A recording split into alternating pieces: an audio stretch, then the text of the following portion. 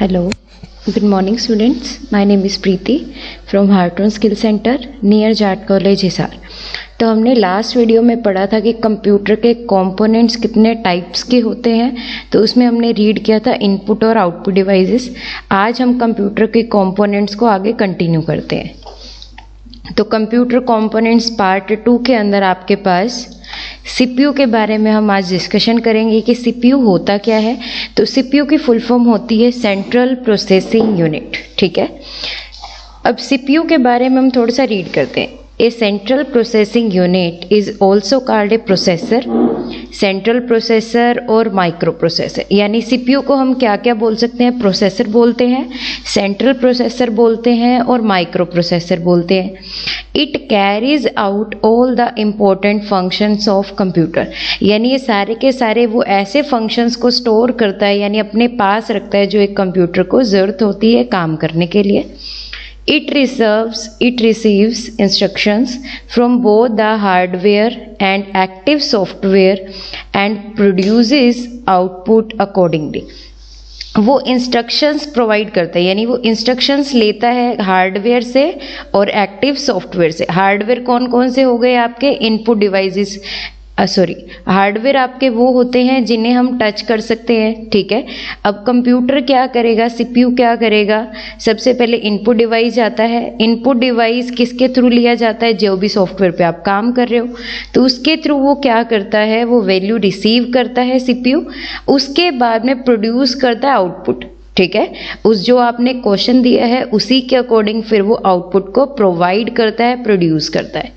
It stores all important programs, ये सारे के सारे इंपॉर्टेंट प्रोग्राम्स को स्टोर करता है, जैसे ऑपरेटिंग सिस्टम हो गया, एप्लीकेशन सॉफ्टवेयर हो गया। CPU also helps input and output devices to communicate with each other. CPU क्या प्रोवाइड करता है? एक और चीज़ प्रोवाइड करता है इनपुट और आउटपुट डिवाइसेस को, ताकि वो दोनों क्या कर सके? आपस में कम्युनिकेट कर सके, यानी इंफॉर्मेशन को क्या कर सके? ट्रांसमिट कर सके। Owing to this feature, इस फीचर से सीपीयू के, it is often refer to as brain of the computer. इस फीचर की वजह से ही हम सीपीयू को क्या बोलते हैं? ब्रेन ऑफ द कंप्यूटर बोलते हैं। सीपीयू इज इंस्टॉल्ड और इंसर्टेड इनटू ए सीपीयू सॉकेट। सीपीयू कहाँ पे इंस्टॉल और इंसर्ट किया जाता है? सीपीयू का एक सॉकेट होता है, उसके अंदर इसकी वायर्स अटैच की जाती हैं। लोकेटेड ऑन द मदरबोर्ड, जो किसके अंदर लोकेट कर दिया जाता है? मदरबोर्ड के अंदर। फर्दर मोर आगे बढ़ते हैं। It is provided with a heat sink to absorb and dissipate heat to keep the CPU cool and functioning smoothly.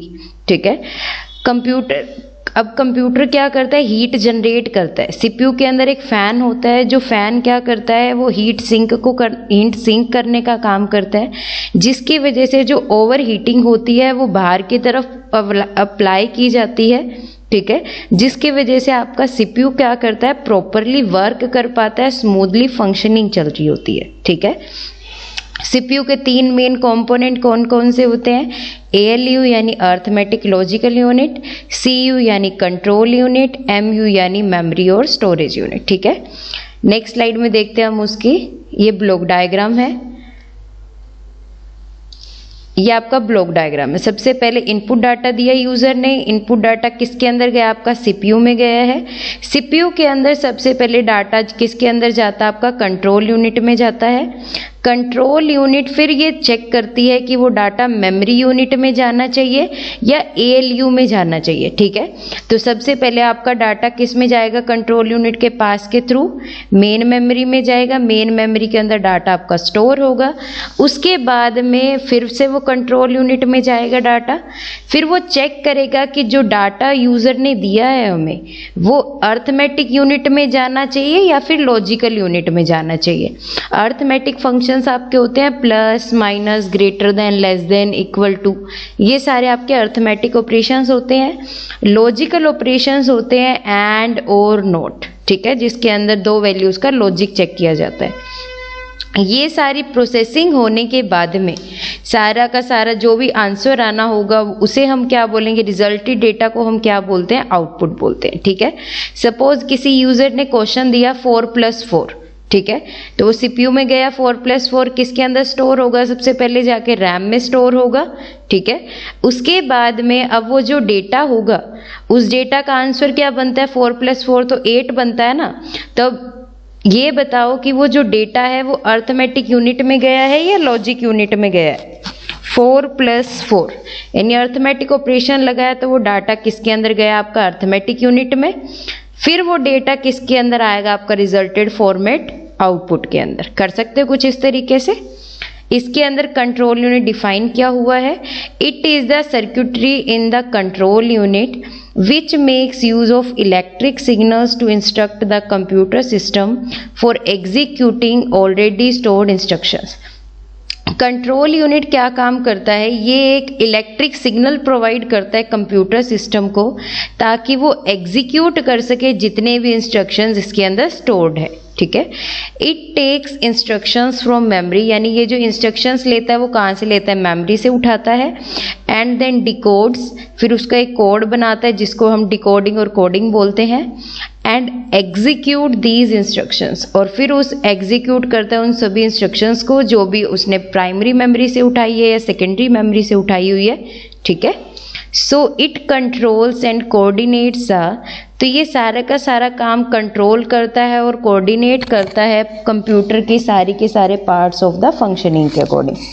The control unit main task is to maintain and regulate the flow of information across the processor. तो control unit का main काम ये होता है कि वो regulation रखे flow of information की, किसके अंदर, प्रोसेसर के अंडर में। It does not take part in processing and storing data, ये पार्ट नहीं होता है प्रोसेसिंग और स्टोरिंग का, ये सिर्फ आपका कंट्रोलिंग का काम करता है कि डाटा आपका मेन मेमोरी में जाना चाहिए या फिर अर्थमेटिक यूनिट में जाना चाहिए या कहाँ पे मूव करवाना है। तो इसका काम होता है सिंपली कंट्रोल करने का। उसके बाद में हम बात करते हैं एएलयू की, यानी arithmetic logical unit, which performs arithmetic and logical functions. Arithmetic functions include addition, subtraction, multiplication, division and comparisons. Logical functions mainly include selecting, comparing and merging the data. आ गया ना इसमें कंपेयर करना, यानी एंड और not से type हो गया, किसी डेटा को सिलेक्ट करना हो गया, मर्ज करना होगा, वो किसके अंडर आएगा, आपका लॉजिक में। और अर्थमेटिक फंक्शंस में क्या आएंगे, एडिशन आएगा, सब्ट्रैक्शन आएगा, मल्टीप्लिकेशन आएगा और डिवीजन आएगा, ठीक है। Furthermore ALU can be used for maintaining timers that helps to run the computer. और ALU का और क्या काम होता है, टाइमर को मैनेज करने का, ताकि कंप्यूटर क्या करे, आपका फास्ट स्पीड पे वर्क कर सके, ठीक है। इसके बाद हम नेक्स्ट मूव करते हैं मेमोरी और स्टोरेज यूनिट पे, जिसे हम क्या बोलते हैं, रजिस्टर्स भी बोलते हैं। It is also called random access memory, जिसे हम रैम भी बोलते हैं। It is temporarily stores data, ये एक टेम्परेरली स्टोर डेटा होता है। इसे हम टेम्परेरली क्यों बोलते हैं कि अगर आपने वो फाइल सेव नहीं करी है, ठीक है, आपने सिर्फ डाटा लिखा है, और अगर आप कंप्यूटर को डायरेक्टली बंद कर देते हो और जब फिर से आप उस कंप्यूटर को ओपन करोगे तो वो डाटा आपको वापस एक्सेस नहीं करके देगा, इसीलिए हम इसे क्या बोलते हैं, टेम्परेरली स्टोर डेटा बोलते हैं। Program and intermediate and final result of processing, ये किस किस डेटा को स्टोर करता है, प्रोग्राम्स को स्टोर करता है, जो हमने एक, जैसे अब मैं कोई कमांड देती हूँ, जैसे 4+4 दिया, तो 4+4 को कैलकुलेट करने के लिए भी उसको कुछ ना कुछ फंक्शंस की ज़रूरत होगी, तो वो जो एक बैकग्राउंड में जो फंक्शनिंग चल रही है उसको भी क्या करता है, ये टेम्परेरली तौर पे सेव करने का काम करता है। So it acts as a temporary storage area that holds the data temporarily which is used to run the computer। तो ये डाटा तब तक ही रहेगा इसके अंदर जब तक आप कंप्यूटर को ऑन रखोगे, यानी स्टार्ट रखोगे। जैसे ही वो डेटा बंद हो जाएगा तो आप उसको वापस रिट्रीव नहीं कर सकते हो। कर सकते हो यहाँ तक।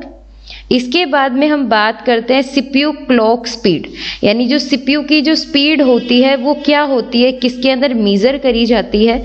तो the clock speed of a CPU और ए प्रोसेसर जो सीपीयू की जो क्लॉक स्पीड और प्रोसेसर होता है उसे हम क्या बोलते हैं, नंबर ऑफ इंस्ट्रक्शंस बोलते हैं, जो किसके अंदर प्रोसेस की जाती है, सेकंड्स के अंदर। ठीक है, जो क्लॉक स्पीड ऑफ सीपीयू और प्रोसेसर जिसे हम बोल रहे हैं उसे, उसके अंदर क्या होते हैं, नंबर ऑफ इंस्ट्रक्शंस होती है जो प्रोसेस की जाती है कितने के अंदर, 1 सेकंड के अंदर।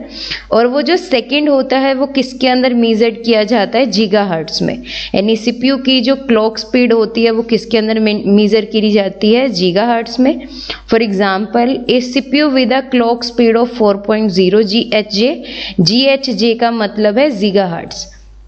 मीन्स इसका मतलब क्या हुआ, it can process 4 billion instructions in A second. ठीक है, तो यहाँ पे एक एग्जांपल दिया हुआ है कि जो सीपीयू की कैलकुलेशन स्पीड है यानी क्लॉक स्पीड जो है वो है 4.0 GHz, गीगाहर्ट्ज, जिसका मतलब क्या है कि वो 4 बिलियन इंस्ट्रक्शंस कितने सेकंड पे परफॉर्म कर सकता है, 1 सेकंड पे। ठीक है, अब हम बात करते हैं टाइप्स ऑफ सीपीयू। तो टाइप्स ऑफ सीपीयू कितने तरीके के होते हैं, CPU are mostly manufactured by Intel and AMD। ठीक है, ये दो ऐसी कंपनीज हैं जो ज़्यादातर सीपीयू बनाती हैं। AMD का मतलब होता है एडवांस्ड माइक्रो डिवाइसेस कंपनी। ठीक है, ये हमारे कंप्यूटर के सीपीयू ये जो सीपीयू की होती है उसकी डिवाइस की कंपनी है जो ये बनाती है मोस्टली सीपीयू।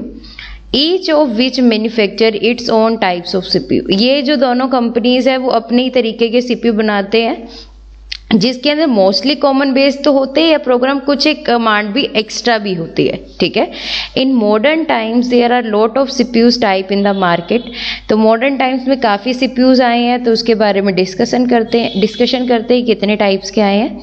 तो some of the basic types of CPUs are describe below. First आता है आपके पास single core CPU.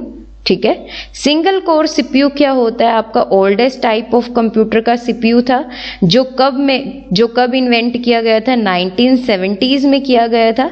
Single core is the oldest type of computer CPU which was use in the 1970s। यानी ये जो single core CPU जो है वो कब यूज किया जाता था, 1970s में। It has only 1 core to process. इसके अंदर सिर्फ एक कोर होती थी जो प्रोसेस करती थी अलग अलग ऑपरेशंस को। It can start only 1 operations at a time. यानी ये सिर्फ एक बारी में सिर्फ एक ही कमांड को ऑपरेट करती थी। द सीपीयू स्विचेस बैक, फिर सीपीयू फिर से बैक पोजीशन में जाता था। एंड फोर्थ में फिर between different sets of data streams more than 1 program run. यानी एक प्रोग्राम को रन करवाने के लिए वो सारी की सारी कमांड एक ही बारी में नहीं करता था। वो पहले एक कमांड रन करवाई, फिर दोबारा दूसरी कमांड रन करवाने के लिए फिर वो दोबारा से वही प्रोसेसिंग करेगा, फिर उसको तीसरी कमांड रन करवानी है, फिर वो तीसरी कमांड को दोबारा प्रोसेस करेगा, फिर उसको फोर्थ कमांड रन करवानी है तो वो फोर्थ कमांड के लिए दोबारा से प्रोसेसिंग करेगा। तो कुछ इस तरीके का काम होता था 1 कोर प्रोसेसर में। So it is not suitable for multitasking. तो ये सूट नहीं करती थी मल्टीटास्किंग फंक्शंस को। The performance will be reduce, तो उसकी परफॉर्मिंग भी क्वालिटी भी क्या होती गई, कम होती गई। If more than 1 application runs, तो यानी एक से ज़्यादा एप्लीकेशन जब रन होती है तो वो टाइम कंज्यूमिंग प्रोसेस बन जाता था। तो ये क्या करता था, कम कर देता था परफॉर्मेंस लेवल को। ठीक है, the performance of these CPUs is mainly dependent on the clock speed. जो सीपीयू की जो स्पीड होती है यानी जो परफॉर्म करने का काम होता है वो बेसिकली किसके ऊपर डिपेंड होता है, क्लॉक स्पीड के ऊपर डिपेंड करता है जो किसके अंदर मेजर की जाती है, गीगाहर्ट्ज में। It is still used in various devices such as smartphones. तो सिंगल कोर सीपीयू आपका मेजरली यूज किया जाता है कुछ एक डिवाइसेस के अंदर, जैसे आपके स्मार्टफोन्स हो गए, क्योंकि उसके अंदर आपको एक ही बारे में मोस्टली एक ही कमांड यूज करनी होती है। अब हम नेक्स्ट करते हैं इसी के बारे में, डुअल कोर सीपीयू। तो डुअल कोर सीपीयू के नाम से ही पता चल रहा है कि इसके अंदर 2 कोर होते हैं जिसे हम सिंगल इंटीग्रेटेड सर्किट बोलते हैं, आईसी बोलते हैं। Although each core has its own controller, यानी इसकी हर एक कोर के अंदर खुद का ही कंट्रोल होता है। एंड कैचे होता है, कैचे एक आपकी पावर मेमोरी का टाइप होता है जो हम आगे डिस्कस करेंगे। दे आर लिंक्ड टुगेदर, वो दोनों के दोनों क्या होते हैं, लिंक होते हैं, आपस में मिले होते हैं। To work as a single unit, ताकि वो काम जब करें तो ऐसे लगे कि सिर्फ हमारा एक ही काम हो गया है। ठीक है, कितनी कोर होती है? 2 कोर होती है, जिसके अंदर क्या लगा होता है? सिंगल इंटीग्रेटेड सर्किट होता है हर एक में। दोनों का काम अलग होता है, कंट्रोलिंग अलग होती है, लेकिन जब वो वर्क करते हैं तब वो एक सिंगल यूनिट के तौर पे करते हैं, जिसकी वजह से एंड दस can perform work faster than the single core processor. तो इसकी वजह से एक 1 कोर प्रोसेसर से ये क्या करता है? बेस्ट काम करता है, फास्टली करता है, एंड कैन हैंडल मल्टीटास्किंग, और ये मल्टीटास्किंग प्रोसेस को हैंडल करता है more efficiently than single core processor in the comparison of single core के। ठीक है, क्योंकि अब सिंगल कोर है वो तो सिर्फ एक ही बारी में प्रोसेसिंग करेगा, फिर अगर उसको दोबारा रन करवाना है फिर वो दोबारा प्रोसेसिंग करेगा, जबकि डुअल कोर जो प्रोसेसर है वो क्या कर सकता है? एक ही बारी में आपकी 2 कमांड को एक साथ रन करवा सकता है, जिसकी वजह से वो हैंडल कर सकता है ज़्यादातर मल्टीटास्किंग। इसके बाद हम नेक्स्ट बात करते हैं quad core CPU. This type of CPUs comes with 2 dual core processor in one integrated circuit। तो एक ही इंटीग्रेटेड सर्किट और चिप के अंदर आपके 2 कोर होते हैं, जिसकी वजह से a quad core processor is a chip that contains 4 independent units. तो एक क्वाड कोर प्रोसेसर चिप के अंदर कितने कोर्स होते हैं? 4 इंडिपेंडेंट यूनिट्स होती हैं कोर्स की। ठीक है, कोर्स तो आपकी 2 ही रहेंगी, लेकिन उसके अंदर आपकी 4 इंडिपेंडेंट यूनिट्स होती हैं, जिसे हम कोर्स भी बोलते हैं। These course read and execute instructions of CPU. तो ये जो कोर्स होते हैं वो रीड करती हैं और एग्जीक्यूट करती हैं जो सीपीयू ने कमांड दी होती है। The course can run multiple instruction simultaneously. तो ये जो कोर्स होती हैं वो एक ही बारी में एक से ज़्यादा कमांड्स को रन करवा सकती हैं एक ही टाइम पे। thereby increase the overall speed for program। तो ये स्पीड, प्रोग्राम की जो स्पीड होती है उसको भी इनहेंस करती है, इंक्रीज करती है। That are compatible with parallel processing, जो किसके कंपेयर में कंपैटिबल होती है, यानी एक्चुअल में बेस्ट मानी जाती है। पैरेलल प्रोसेसिंग का मतलब होता है एक साथ में, जब आपकी 2 या 3 प्रोसेसिंग साथ में ही चल रही होती है। तो आपका क्वाड कोर सीपीयू क्या हुआ? एक ऐसा टाइप होता है सीपीयू का जिसके अंदर आपके 2 डुअल कोर प्रोसेसर होते हैं एक ही इंटीग्रेटेड चिप के अंदर। एक प्रोसेसर चिप के अंदर कितने इंडिपेंडेंट कोर्स होते हैं? 4 इंडिपेंडेंट कोर्स होते हैं। इन कोर्स का काम क्या होता है? एग्जीक्यूट और रीड करना सीपीयू की इंस्ट्रक्शंस को।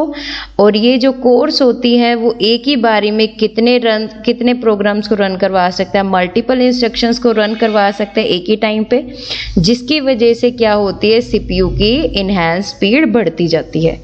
Quad core CPU uses a technology that allows 4 independent processing units to run in a parallel on a single chip. Thus, by integrating multiple cores in single CPU, higher performance can be generated without boosting the clock speed. However, the performance increases only when the computer software support multiprocessing.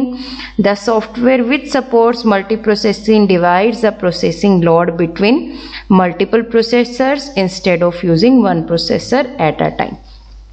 तो जो आपका quad core CPU होता है वो technology किसको allow करता है? 4 independent processing units को, जो एक ही बारी में आपको सिंगल चिप के अंदर रन को पैरेलली रन करवाती है।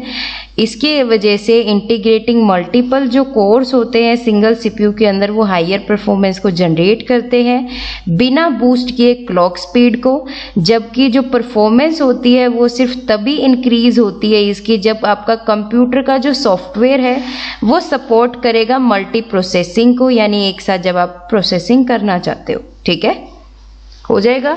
तो ये आपका होता है सेंट्रल प्रोसेसिंग यूनिट का कंप्यूटर कंपोनेंट्स का टॉपिक। होप सो कि सभी को समझ में आएगा। ठीक है, घर पे रहिए, सेफ रहिए। Thank you.